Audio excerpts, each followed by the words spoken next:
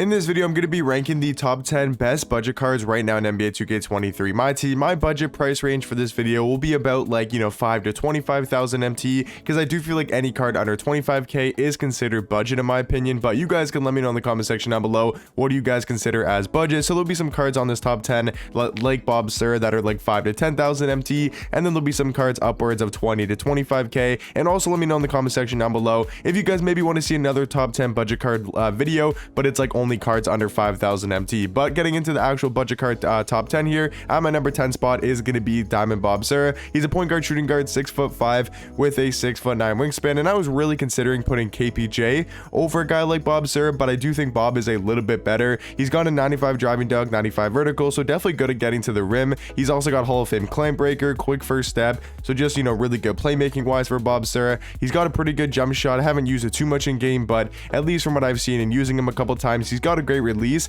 My only problem with the card, and the only flaw in my opinion, other than maybe his defense, is going to be his dribble six. He's got the pro dribble style, not the best. It's not bad though. I would say it's better than like normal or basic, but it's not a good dribble style at all. It's not even as close as good as like MJ or Chris Paul or even Trae Young or even like a Ja Morant.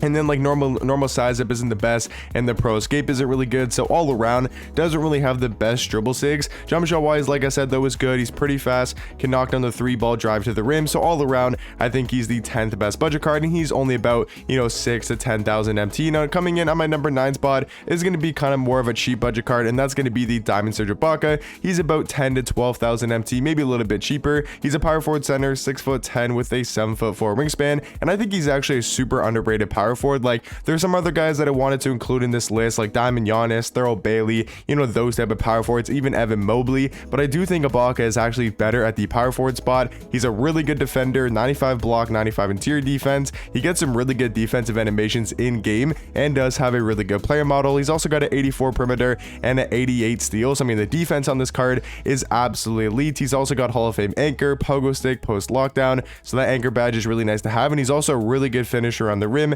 having a 95 driving dunk and a 90 standing dunk. Jump shot wise, I think it really comes down to preference. If you like the release, I do think he's got a better jump shot than those guys like Giannis and Mobley. Thurl Bailey probably has a better jump shot, but that's definitely up for debate. So for me, for a budget card, I do think he's going to be the 9th best in the game for about 10,000 MT. Now coming in at the number 8 spot is going to be a little bit more expensive of a budget card. Last time I checked, I think D'Lo's around like 20,000 MT, maybe a little bit more, maybe a little bit less. He's a point guard, shooting guard, 6'5" with a 6'9" wingspan. I think he's actually pretty solid. I mean, he's basically just a worse Shea in my opinion, and we'll talk about Shea later in the video. He does have a 94 3-ball, 94 mid-range, 93 speed, 93 acceleration. I will say his defense and his dunking really isn't the best. Like, he's not a terrible defender, and it's not like he can't dunk the basketball, but he's not going to be dunking on people. He's not going to be playing like lockdown defense, but playmaking wise and shooting the ball wise, he's going to be very elite. He's got Hall of Fame clamp breaker, dime or floor general quick first step, and then shooting badge wise, he's got Hall of Fame limitless, clutch shooter, catch and shoot, amped,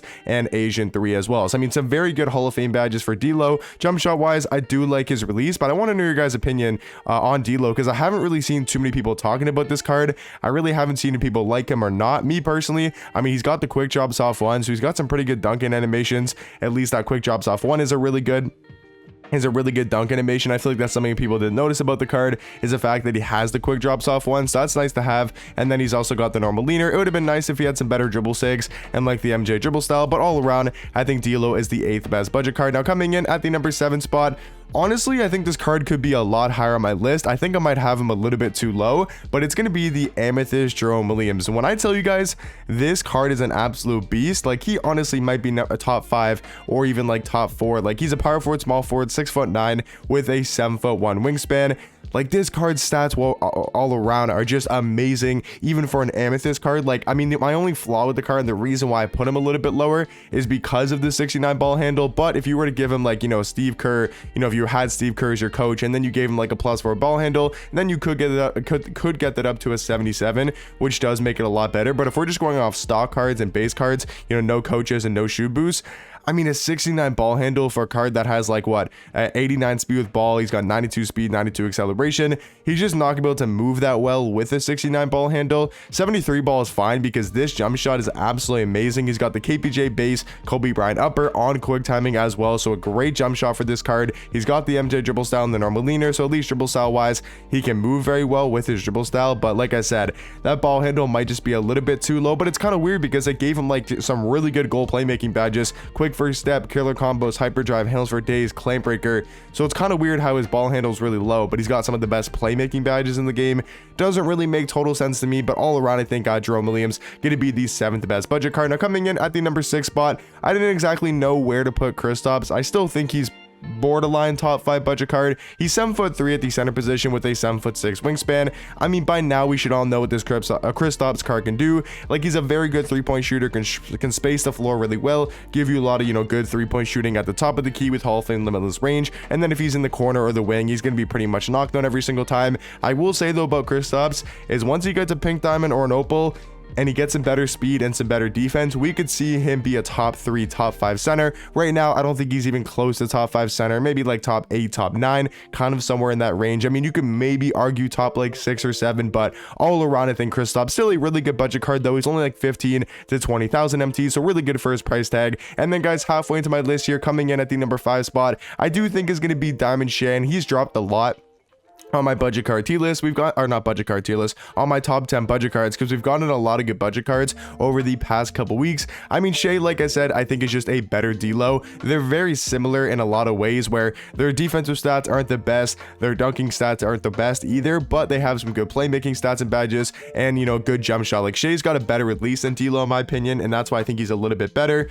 Honestly, other than that though, I mean, he's a little bit taller. I think he has a little bit better of a player model in game, and I think that release just makes a big difference. I also like him a little bit more in the defensive end. I think D'Lo might be better going to the rim because he obviously has quick drops off one, and Shea doesn't really have that good of dunking animation. So for me, I think it's close between D'Lo and Shea. I do think Shea overall though is the 5th best budget card. Now coming in at the number 4 spot, I think number 4 and 3 are very, very close, and you could honestly flip-flop them however way you guys want to. For me though, number 4 is going to be Luol Deng. He's a 6'9" shooting guard with a 7-foot wingspan.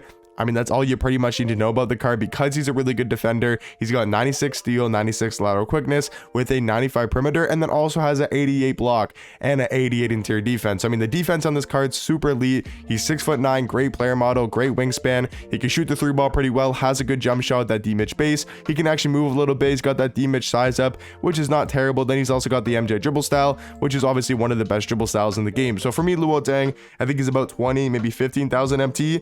Definitely a top 5 budget card in my team. But then coming in at my number 3 spot, I do think Pink Diamond Iguodala is a tiny bit better than Luol Deng, but like I said, you guys can let me know, who do you guys think is the better shooting guard, Luol Deng or Iguodala? I think it's very close. I mean, Iggy is definitely the better defender. Even though he's 3 inches shorter, he just has way better defensive stats and badges. Going to the rim, I think Iggy's also a little bit better going to the rim. He's got Hall of Fame bully, fast switch, fearless finisher, limitless takeoff, posterizer, so he's going to be a lot better at finishing around the rim. But I will say Luol Deng definitely has the better jump shot because Iggy's release is a little bit baited and a little bit slow. And then I would also say movement wise, it's close because Iggy does have the Kobe escape and the MJ dribble style, but then obviously what's his name, Luol Deng has a way better size up with that D-Mitch size up. So it's a very close debate in my opinion between Iguodala and Luol Deng. I'm gonna go Deng at 4 and then Iguodala at 3. And then coming in at my number 2 spot, I think this card was my number 1 the last time we did one of these budget card top 10s.